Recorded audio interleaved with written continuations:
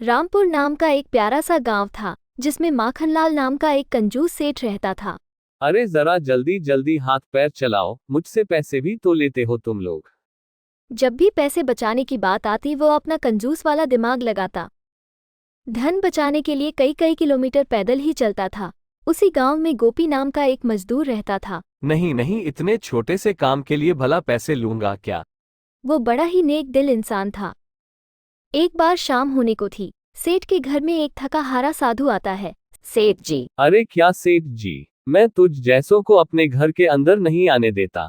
भाग जा इधर से। सेठ जी, मैं बहुत थका हुआ हूँ। यहाँ से तुम कुछ भी पाने की आशा मत करना, न जाने कहाँ कहाँ से चले आते हैं। मैं बहुत भूखा हूँ, सर्दी भी लग रही है। मुझे आज रात आप अपने घर में रहने दीजिए, कल सुबह होते ही मैं चला जाऊंगा। क्या मैंने यहाँ अनाथाश्रम खोल कर रखा है जो तुझे रहने दूंगा, जो तुझे रहने दूंगा, जो तुझे रहने दूंगा, जो तुझे रहने दूंगा। सेठ ने साधु को अपने घर पर नहीं रखा। साधु वहां से नाराज होकर चला जाता है। इस बार वो गोपी मजदूर के घर गया। गोपी ने उसे अच्छे से भोजन कराया और उसे रहने के लिए एक कमरा दिया। साधु गोपी के घर में सो गया। दूसरे दिन सुबह होते ही साधु जागा और गोपी को एक पत्थर दिया। लेकिन मैं इस पत्थर का भला क्या करूंगा। ये एक जादुई पत्थर है। ये पत्थर तुम्हारी कोई भी एक इच्छा को पूरा करेगा। इतना बोलकर वह साधु वहां से गायब हो गया। क्यों ना इस पत्थर से कुछ मांगा जाए।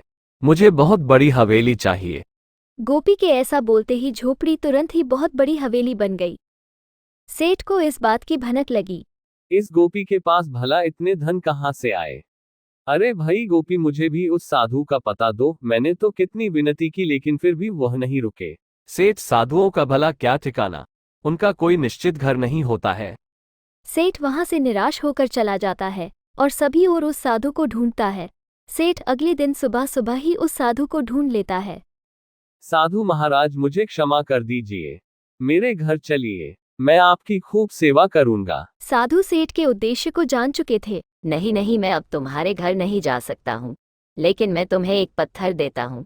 ये तुम्हारी कोई भी 3 इच्छाओं को पूरा करेगा।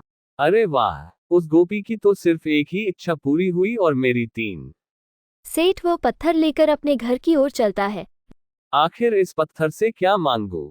रास्ते में एक नदी पड़ती थी। सेठ जोर से बोला, इस नदी का पानी सूख जाए तो मैं नदी पार कर पाता। इतना बोलते ही नदी का पानी सूख गया। सेठ समझ गया। मेरी एक इच्छा इस पत्थर ने पूरी कर दी। थोड़ी दूर आगे चलने पर उसे एक आदमी मिला। सेठ जी, ये आपके हाथों में क्या है? भला आप पत्थर लेके क्यों घूम रहे हैं? अगर इसे पत्थर के बारे बताऊंगा तो ये पूरे गांव वालों को बता देगा। इतने में सेठ जोर से बोलता है, इसने जो कुछ भी देखा है इसे याद नहीं रहे। हुआ भी ऐसा ही। मेरी दूसरी इच्छा भी पूरी हो गई, अब आखिरी इच्छा मैं सोच समझकर मांगूंगा। सेठ घर चला जाता है और सोचने लगता है। तभी सेठ की पत्नी आती है। तुम कहाँ गए थे? मैं कब से परेशान हो रही हूँ, और इस पत्थर को यहाँ क्यों लाए हो? सेठ पत्नी की बात सुनकर क्रोधित हो जाता है। तुम गूंगी हो जाओ, यही मैं चाहता हूँ। इतना सुनते ही पत्थर ने ऐसा ही किया। अब सेठ की पत्नी गूंगी हो गई। ये सब देखकर सेठ पछताया। लालच के कारण उसे कुछ भी नहीं मिल पाया।